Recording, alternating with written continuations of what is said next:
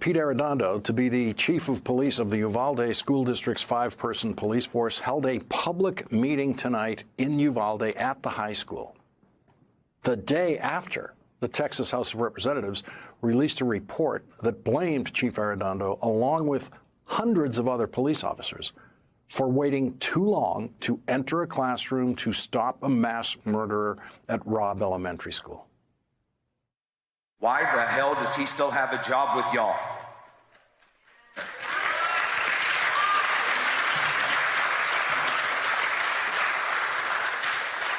Chief Arredondo is on administrative leave at this point. Are you going to fire him? That will be a decision. We will take the report into consideration. It will be a closed session decision. If he's not fired by noon tomorrow, then I want your resignation and every single one of you board members, because y'all do not give a damn about our children or us.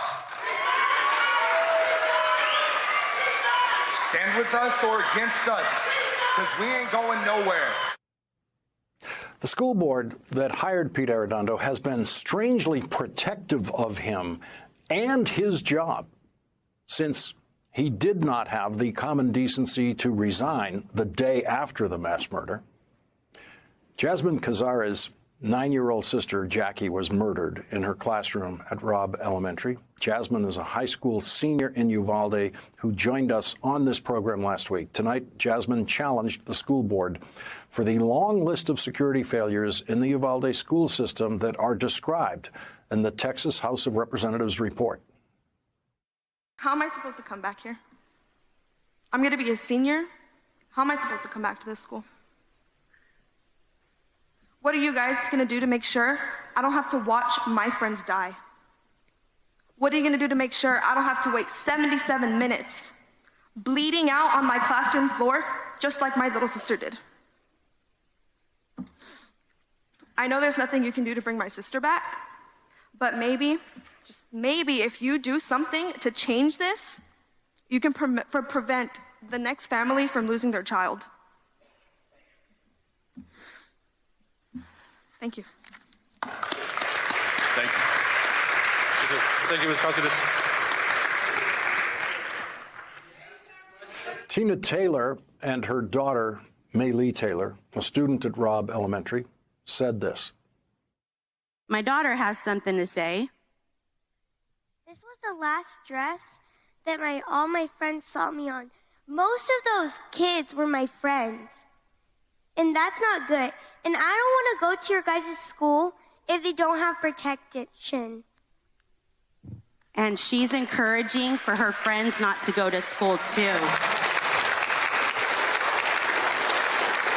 Advocacy starts at this age.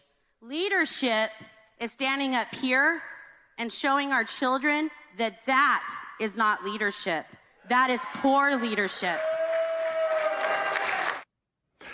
The bipartisan report from the Texas House of Representatives is the most thorough report now available on the mass murder and its aftermath. The report indicates there was no chain of command for the 376 federal, state, and local law enforcement officers who showed up at the school. The report documents Pete Arredondo's failure to assume the role of commander, even though he co-wrote the procedural manual that automatically made him the commander of any school shooting incident. But the report also blames all of the rest of the police forces that showed up that day, all of whom had the authority to take command of the situation, which the report described as, quote, chaos.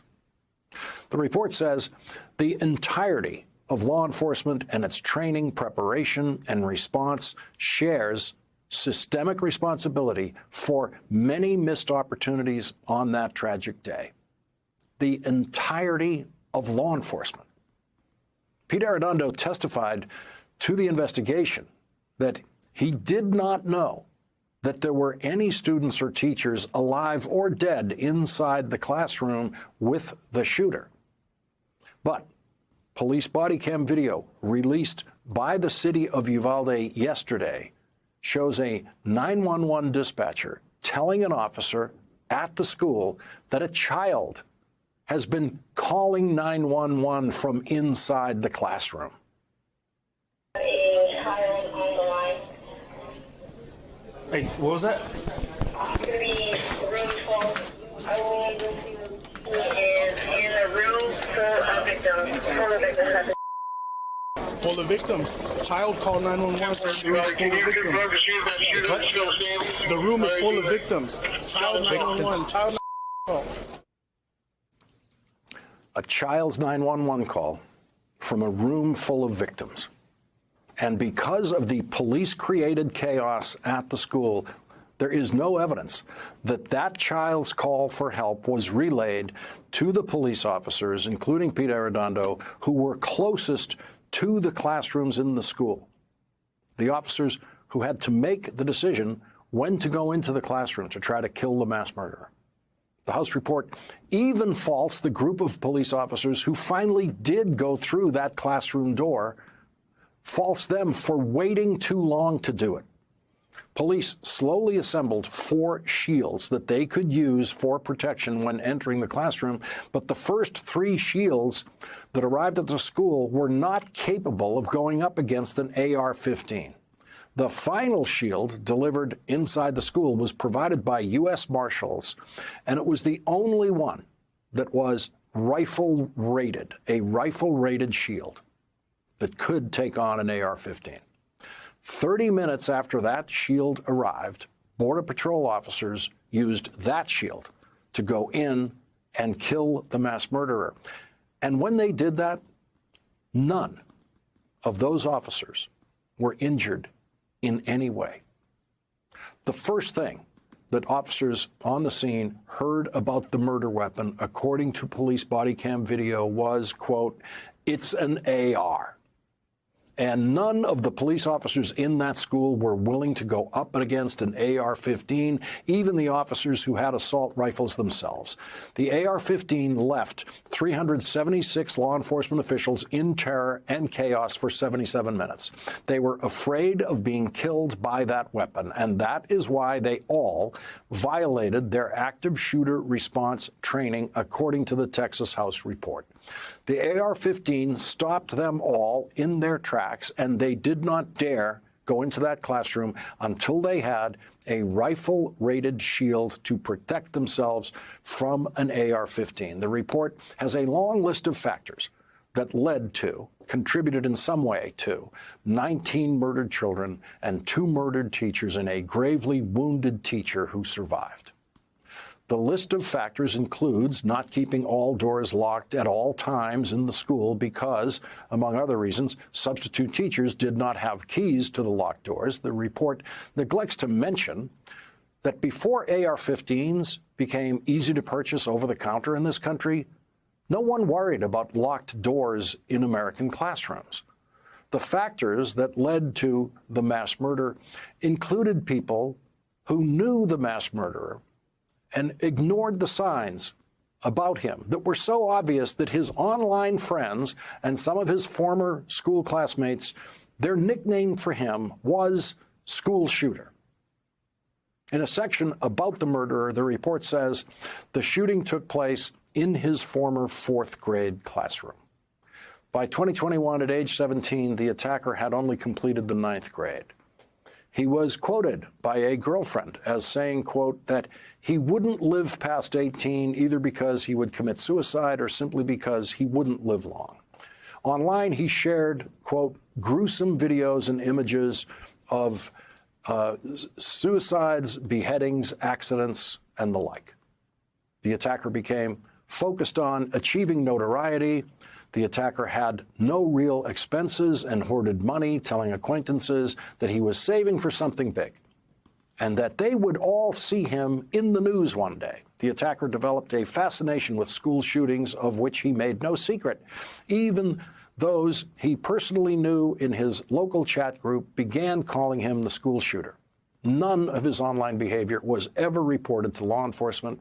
As soon as the attacker turned 18 on May 16, 2022, just 1 week before the shooting on May 24, 2022, he was finally able to purchase guns and ammunition. An online retailer shipped 1,740 rounds of 5.56 .56 millimeter 75 grain boat tail hollow point to his doorstep at a cost of $1,761.50. He ordered a Daniel Defense DD-M4 V7, an AR-15 style rifle for shipment to a gun store in Uvalde at a cost of $2,054.28.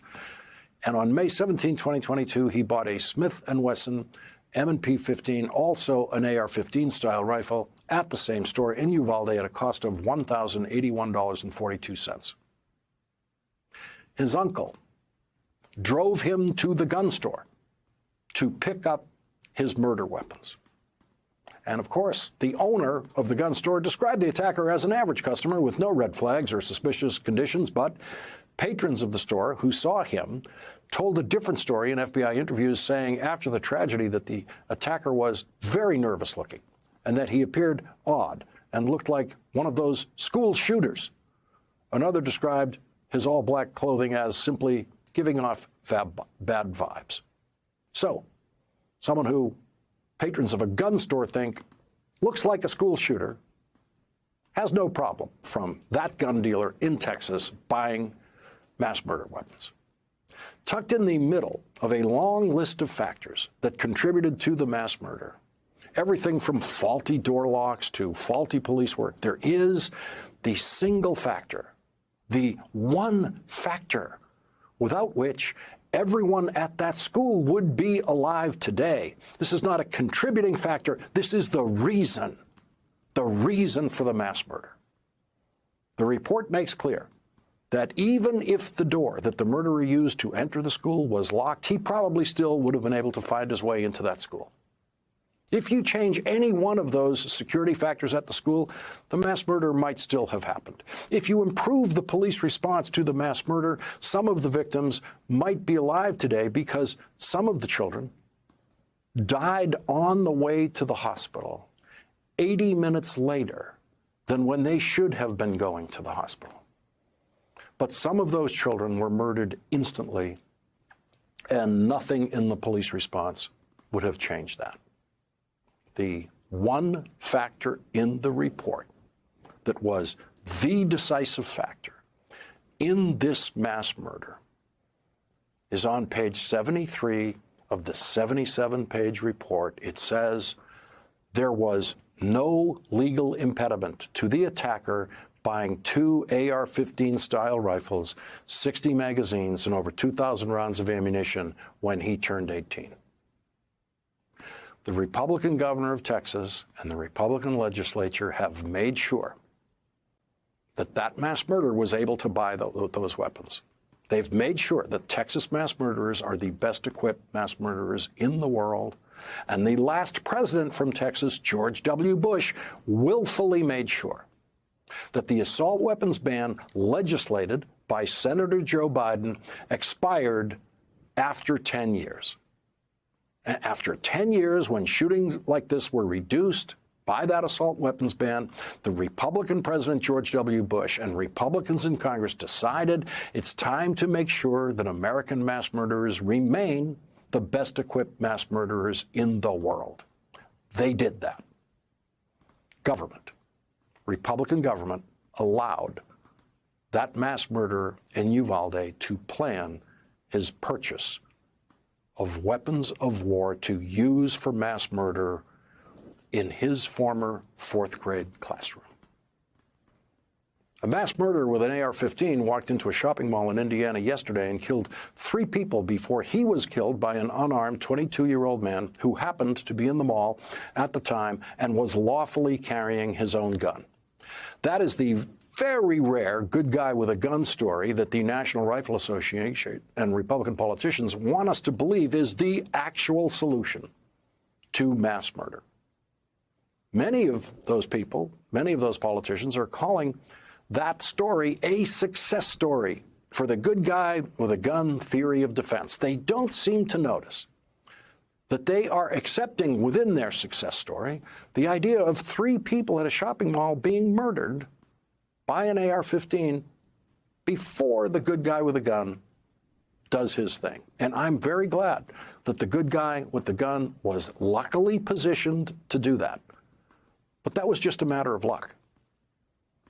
At Robb Elementary School, there were 376 good guys with guns, and they all, every one of them, to varying degrees, failed, according to the Texas House of Representatives report.